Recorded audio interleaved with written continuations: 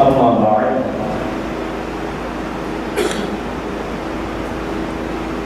قال الله تبارك وتعالى في القرآن المجيد والفرقان الحميد فأعوذ بالله من الشيطان الرجيم بسم الله الرحمن الرحيم والذي جاء بالصدق وصدق به أولئك هم المتقون آمنت بالله صدق الله العظيم وبلغنا على رسوله النبي الأمين الكريم ونحن على ذلك لمن الشاهدين والشاكرين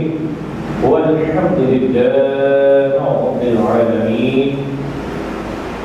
مولاي صل وسلم دائما ابدا على حبيبك خير الخلق كلهم هو الحبيب الذي ترجى شفاعته لكل حكم من الاقوال مقتضٍ محمد سيد الكونين والثقلين والفريقين من عرب ومن عجم شرف بالمصطفى بلغ مقاصدنا واغفر لنا ما مضى واسع البرم. قال السلام میرے معزز و مکرم سامعین عزیز و بات، بالخصوص ہمارے درمیان موجود تھے جامعہ خاصہ کے محترم اعلیٰ و چیئرمین حضرت علامہ مولانا مفتی سید محمد ثاقب حسین شاہ قمری رضی اللہ تعالی، تمام سامعین عزیز و بات، علامہ حافظ محمد نثار صاحب، دیگر عزیز طلبہ، ساتھیوں، السلام علیکم ورحمۃ اللہ وبرکاتہ۔ میں مبارکباد پیش کرنا چاہوں گا پنجاب مفتی سید ثاقب حسین شاہ قمری رضی اللہ تعالی کو کہ انہوں نے ایک عظیم الشان کانفرنس کا اہتمام کیا اور حضرت سیدنا صدیق اکبر افضل البشر بعد الانبیاء، محبوب حبیب خدا، صاحب صدق و صفا، امیر المؤمنین، خلیفۃ المسلمین، حضرت سیدنا ابوبکر صدیق بن ابو قحافہ رضی اللہ تعالی عنہ یوم منانے کے لیے، آپ کی شان اور فضیلت کا پرچار کرنے کے لیے اس عظیم الشان کانفرنس کا اہتمام کیا۔ اللہ تعالیٰ قبلہ مفتی صاحب کے اور دیگر منتظمین کے، محتمین کے علم و عمل میں اللہ تعالیٰ برکتیں وسعتیں عطا فرمائے۔ مختصر سے وقت میں آپ حضرات کے سامنے حضرت سیدنا ابوبکر صدیق رضی اللہ تعالی عنہ کے فضائل، آپ کے مناقب اور حضور علیہ السلام سے آپ کی محبت اور حضور علیہ السلام کی آپ سے محبت انشاءاللہ سبحانہ قرآن و سنت کی روشنی میں بیان کر کے اجازت چاہوں گا۔ آواز بلند آقا جہاں سرور عالم احمد مجتبی محمد مصطفیٰ صلی اللہ علیہ وسلم پر درود و سلام کا نذرانہ پیش کر دیجئے۔ صلاۃ و سلام علیک یا رسول اللہ، صلاۃ و سلام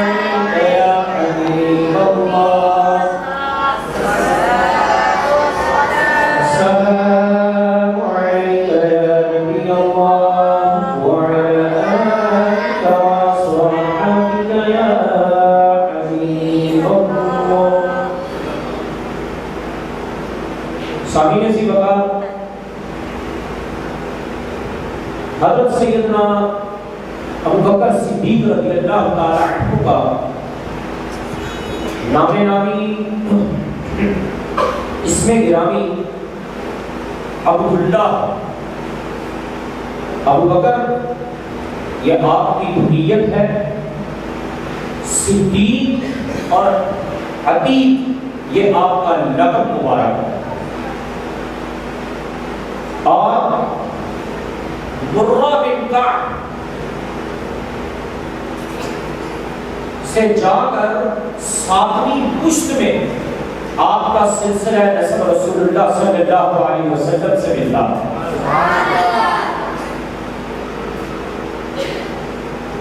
حضرت ابو بکر صدیق رضی اللہ تعالیٰ عنہ بچپن سے ہی، عہد طفلی سے ہی آپ بت پرستی سے بے پناہ نفرت کرتے تھے۔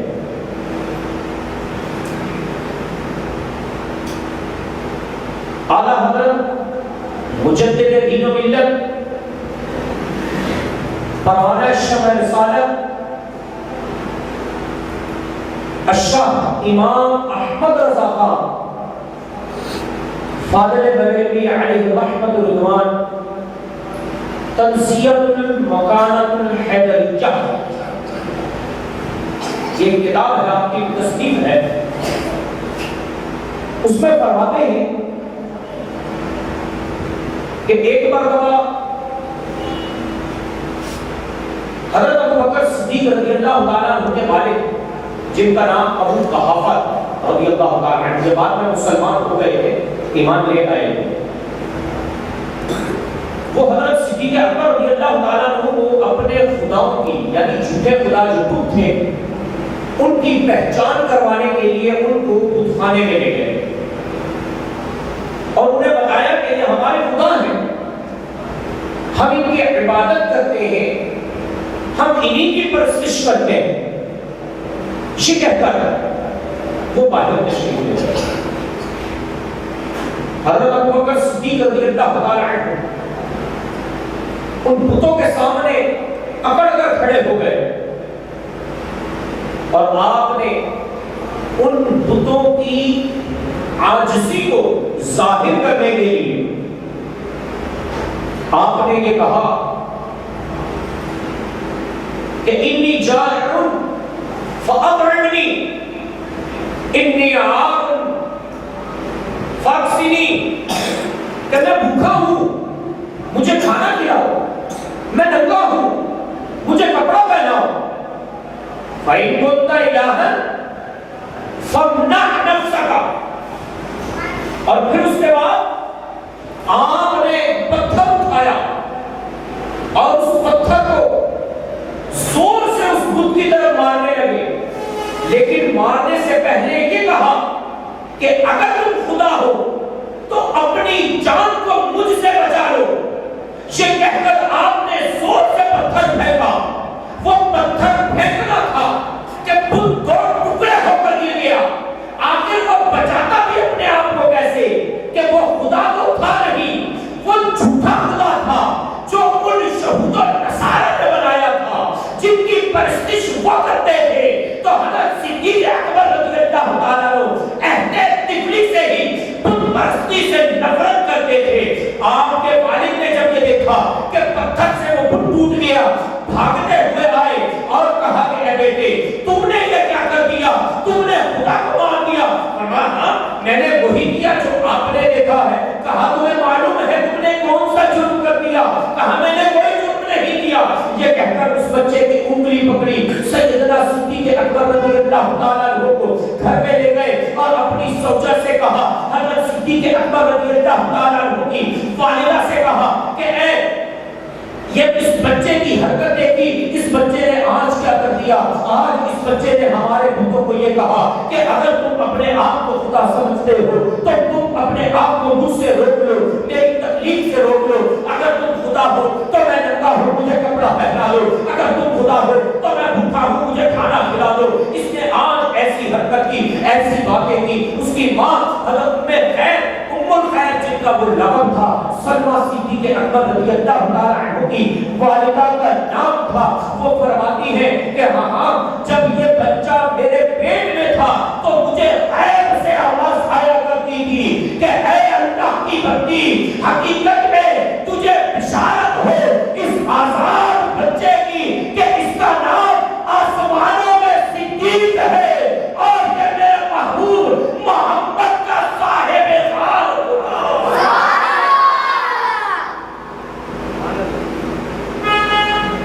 ابھی حضرت سیدنا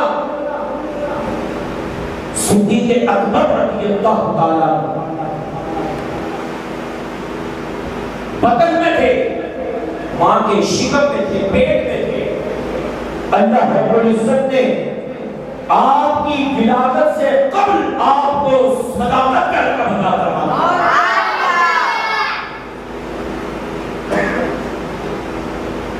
اور صداقت ملتی تو کیسے نہ ملتی؟ کیونکہ رب تعالیٰ جو چاہتا ہے رب تعالیٰ وہ کرتا ہے۔ اللہ نے آپ کی صداقت کا بیان قرآن کریم میں بیان فرمایا، فرمایا والذی جاء بالصدق وصدق به اولئک هم المتقون، اور آیا سچائی کے ساتھ، وصدق والذی جاء بالصدق وصدق به المتقون، بھی اولئک هم المتقون، اور وہ آئے سچائی کے ساتھ، اور وہ جو ان کی تصدیق کرنے والے ہیں شہیدوں متقیوں پرہیزگار ہیں، جو سچ لے کر آئے اور جو سچ کی تصدیق کرنے والے ہیں۔ دو افراد ہو گئے، سوچئے ایک سچائی کو لے کر آیا اور دوسرے نے اس کی تصدیق کی، ایک سچائی کو لے کر آیا اور دوسرے نے اس کی تصدیق کی۔ رب تعالیٰ سچائی کو لانے والے کو بھی متقی فرما رہا ہے اور سچائی کی تصدیق کرنے والے کو بھی متقی فرما رہا ہے۔ یہ تو قرآن کریم میں رب تعالیٰ نے بیان کروا دیا 24ویں سپارے میں، لیکن حدیث مبارکہ سے بھی اس کی تعلیم ہوتی ہے۔ جب رسول اللہ صلی اللہ علیہ وسلم معراج میں تشریف لے گئے، معراج سے جب آپ واپس آئے تو آپ کی تشریف آوری کے بعد آپ نے لوگوں کو بتایا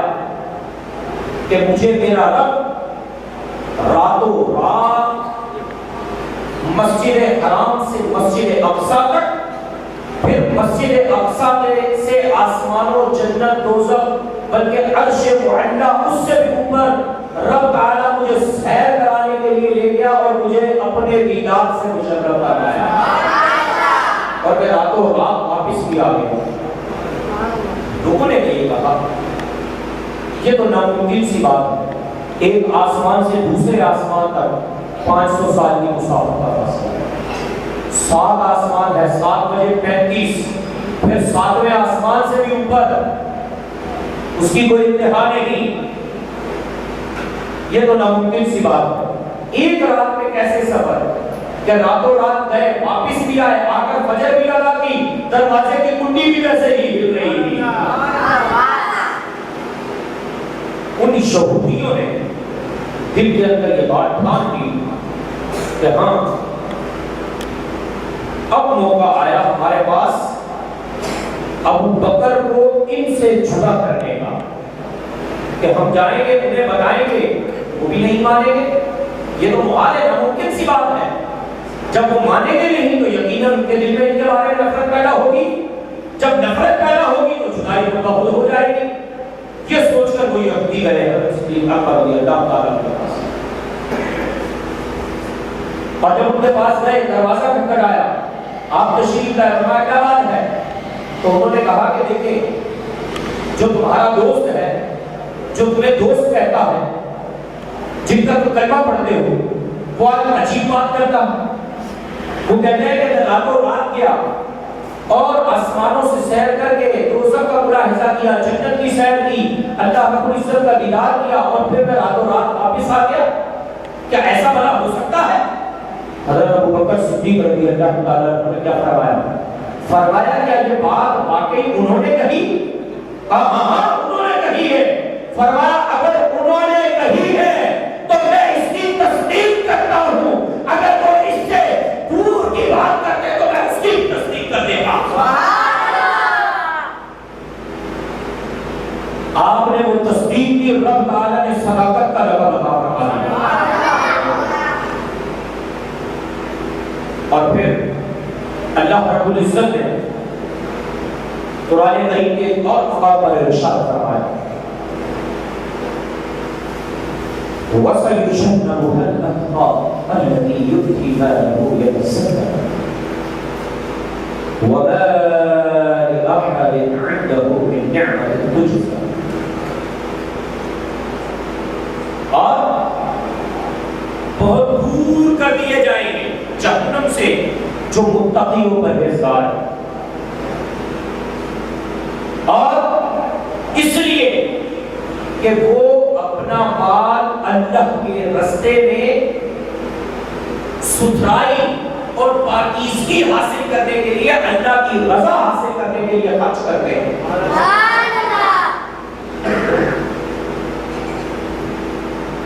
اب اس آیت مبارکہ کا شان نزول یہ ہے، 30ویں سپارے کی سورۃ اللیل کی ہے یہ آیت مبارکہ۔ شان نزول یہ حضور صدر الافاضل علامہ مفتی نعیم الدین مراد آبادی رحمۃ اللہ تعالی علیہ اس کی تفسیر میں فرماتے ہیں کہ حضرت ابوبکر صدیق رضی اللہ تعالی عنہ نے جب حضرت سیدنا بلال حبشی رضی اللہ تعالی عنہ کو کفار سے ایک بھاری قیمت دے کر انہیں خریدا اور خرید کر آزاد کر دیا، غلام تھے، غلام کو خریدا اور آزاد کر دیا، تو یہود و نصارہ نے، لوگوں نے یہ سوچا اور آپس میں چغولیاں کرنے لگے کہ ایک حبشی غلام، ایک سیاہ غلام کو انہوں نے خریدا اور آزاد کر دیا، اس غلام کی کوئی اتنی قدر و قیمت تو نہ تھی، ضرور بلال نے کوئی احسان کیا ہوگا ابوبکر پر، اس احسان کا بدلہ چکانے کے لیے انہوں نے ان کو خرید کر آزاد کیا۔ ان کا یہ گمان ہوا۔ اللہ رب العزت نے حضرت سیدنا صدیق اکبر رضی اللہ تعالی عنہ کی وہ جو دل کی نیت تھی اللہ کی رضا اور خوشنودی حاصل کرنا تھی، اس رضا اور خوشنودی کا اظہار اللہ نے قرآن کی یہ آیات مبارکہ نازل کر کے کروا دیا کہ دیکھو جو میرے محبوب کا محبوب ہے، جو میرے حبیب کا محبوب ہے، جو صدیق اکبر ہے، جسے میں نے صداقت عطا فرمائی، جسے میں نے عتیق بنایا، جسے میں نے جہنم سے آزاد کیا، تو سن لو اس نے کسی احسان کا بدلہ نہ چکایا، بلکہ اس نے اللہ یعنی میری رضا کی خاطر اس غلام کو خرید کر آزاد کیا ہے، اور جو اللہ کی رضا کی خاطر اللہ کے کام کرتا ہے اللہ اسے جہنم سے دور کروا دیتا ہے۔